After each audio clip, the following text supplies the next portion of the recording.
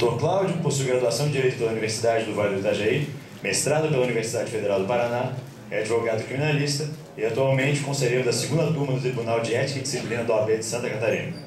É autor da obra Crime Passional e Tribunal do Júri. Passo a palavra ao palestrante.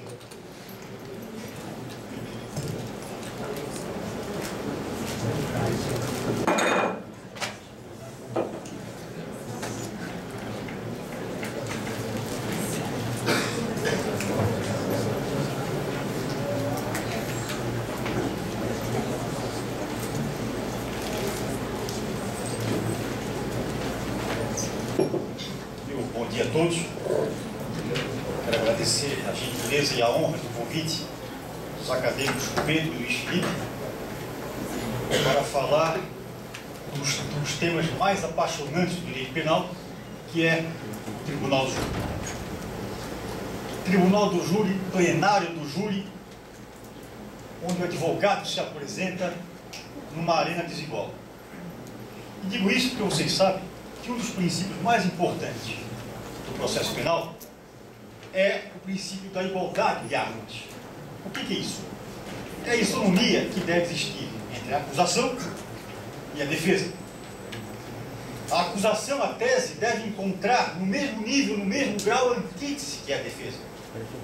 E o juiz ele tem o dever de velar pelo regular trâmite daquele processo, de velar por aquela igualdade, sob pena de anular todo aquele processo, todo aquele procedimento. Existe, inclusive, súmula do Supremo Tribunal Federal dizendo que a defesa deficiente anulará o processo.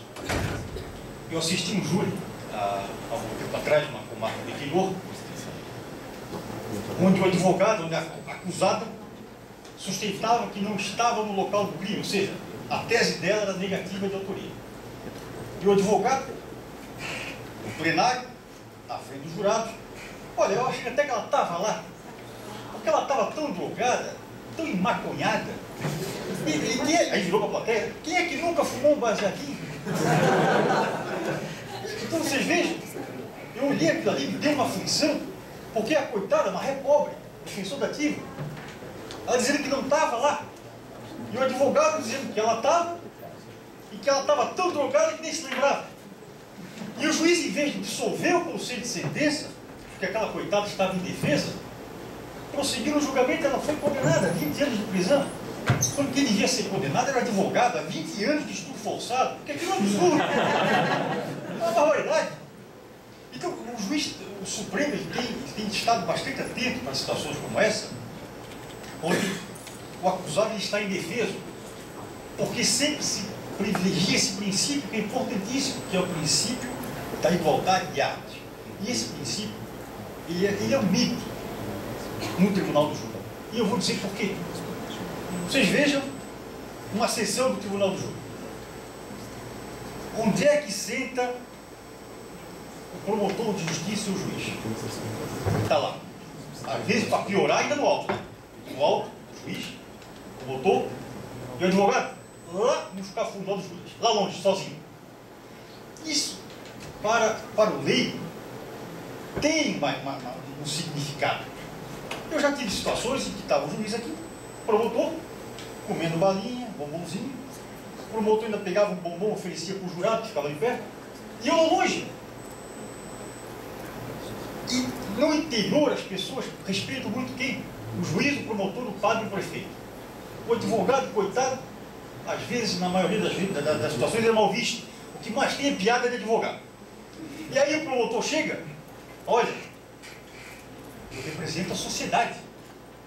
Eu estou aqui, pago por vocês. Se ela não devesse, ela não estaria sentada naquele banco. O advogado não. Isso aconteceu comigo. O advogado é pago com os honorários manchados do sangue. E por aí vai. E esse discurso minimalista, o bem, que é o promotor, o mal, o diabo, que é o advogado, e se impressiona.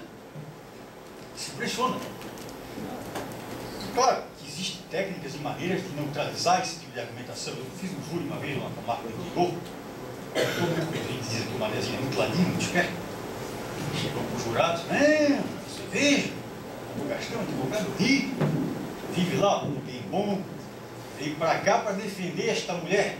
eu estou aqui, eu sou pago por vocês, o advogado é daqui da cidade também, mas já começou a dizer que era como se fosse lá, da turma lá do Oeste, como se fosse colono.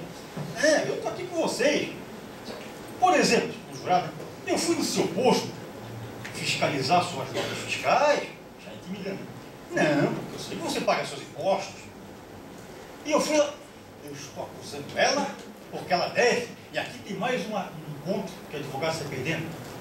São sorteados, isso é previsão do código, 8, 9, 10 processos para determinada sessão. E naquela sessão são 25 jurados retirados daquela urna. Então, dos 25, para cada julgamento, são tirados 7. Lá no quarto, a chance do promotor já conhecer uns 20 daqueles jurados é muito grande. Então, ele já mais ou menos conhece os jurados. E aí pega um processo que ele pede a dissolução. E aí diz, vocês lembram daquele outro caso que eu pedi a dissolução? Nesse eu quero a condenação porque ela merece. Então, esse discurso, o advogado já começa mal. É claro que dá para neutralizar. Eu, nesse caso de Xanxerê, olha, esse discurso do promotor é muito sedutor, realmente ele representa a sociedade, mas ele não tem o monopólio da verdade. Porque ele é um homem bom, do bem, mas ele erra, ele se engana. Vocês olhem esse processo, é um processo de homicídio grande, desse tamanho. Olha esse processo. Essa mulher está sendo processada aqui por homicídio. Passado, ilibado, nunca teve nada. Aliás, teve um processinho, foi processado por estelionato. Crimezinho furreca. Está aqui o processo aqui, juntado com esse autor de estelionato. Sabe o que aconteceu com esse processo de estelionato? O tribunal trancou a ação penal. O tribunal disse que o promotor se enganou. O promotor denunciou quando não era crime. Olha aqui, ó, esse processinho de estelionato. Sabe quem era o promotor? Ele se engana no processinho, michuruca desse, imagina um desse tamanho.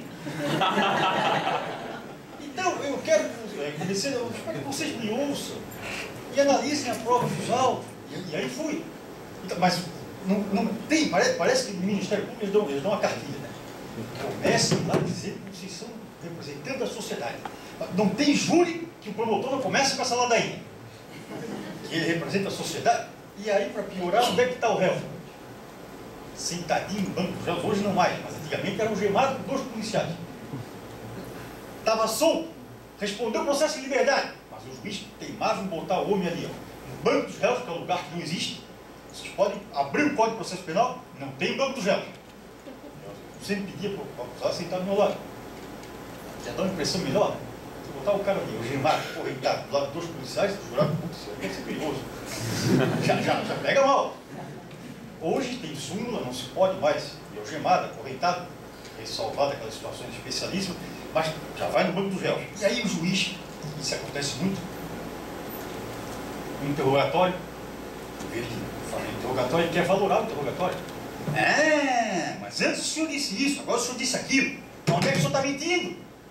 Quer dizer, o juiz dá uma de promotor e de junto, começa a valorar a prova. Porque tem juiz que tem dificuldade de entender. É aquele recalque, né? Ele não se toca. O processo de competência do Tribunal do Júri, ele só tem que instruir. Quem vai julgar é o Conselho de Sentença, mas ele não. Aí o advogado, silêncio, uma questão de ordem, isso aconteceu comigo. Só respeitosamente, você está valorizando. Não! Eu estou dando chance de ele se explicar, doutor. E aí coloca o advogado numa situação pior ainda. Aí o advogado tenta, não, excelência. E aí o juiz vai para cima. O juiz, às vezes, a forma como ele indefere uma pergunta, ele descredencializa o advogado.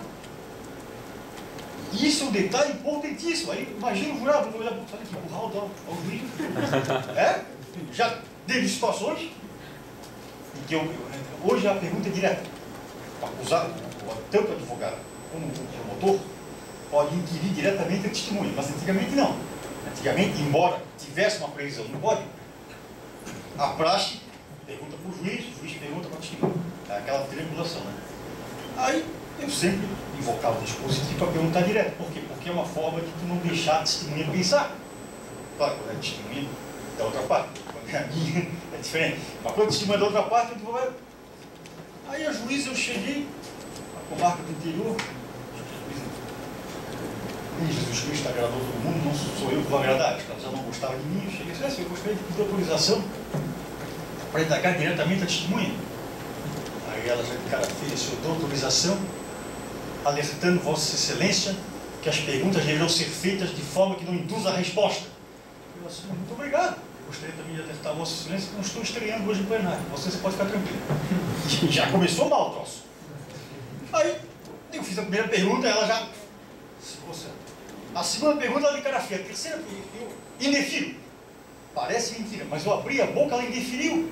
Mas eu não falei. Vossa Excelência está indeferindo a pergunta que eu não fiz. Mas Vossa Excelência está cerceando o meu trabalho, eu vou ter que me retirar do plenário. Pode ir. Aí eu, e agora?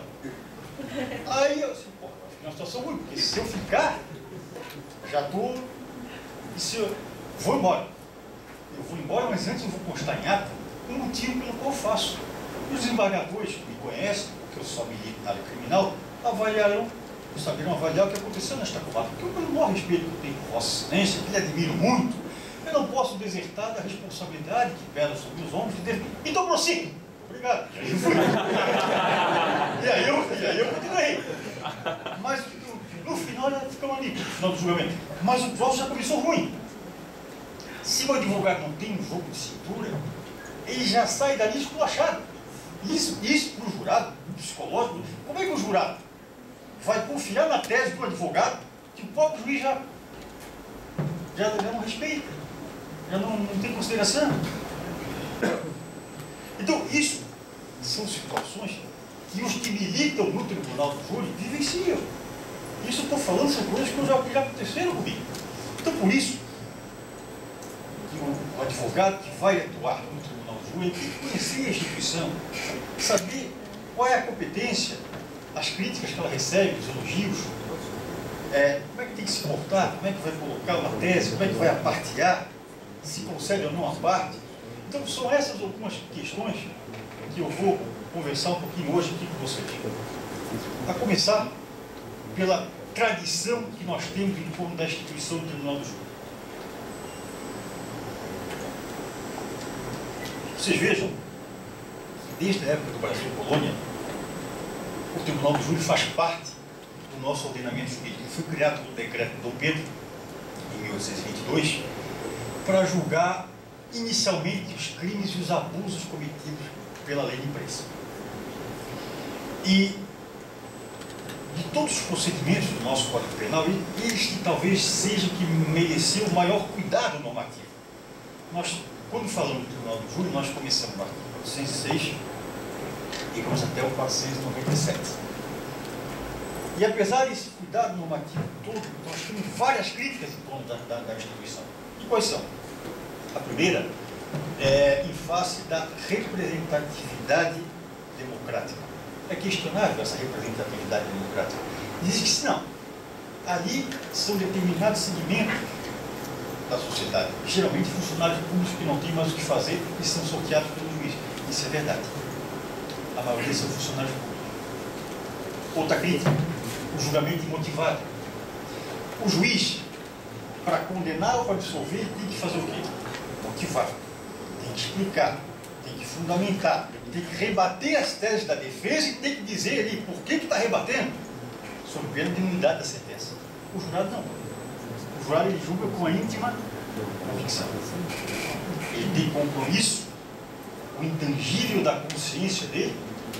Ele vai lá quitar um dos mais importantes tributos cívicos que nós temos, que é o de julgar o semelhante, mas ele julga de acordo com a consciência dele.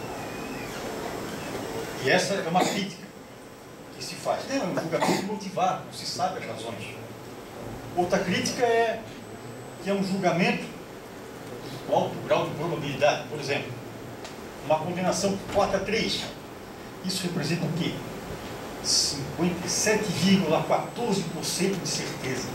Ou seja, aquele clássico princípio do indulto pro réu,